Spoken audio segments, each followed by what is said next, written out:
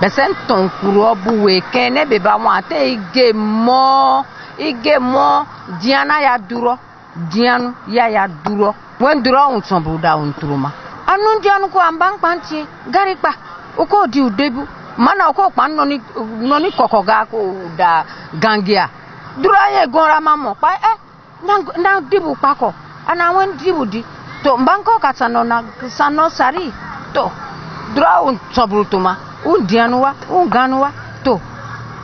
gonra numo sikura uwa winu ku ame udi udeba ma okowe waro si winu ku nori wimi okoda to mbang panti si goru ya nu pakiri uko kuro pa okasume si winu ku nori we uko kian yen sona be conseil wen mo iku de ton drobo ba sun camera yeba ki ndabu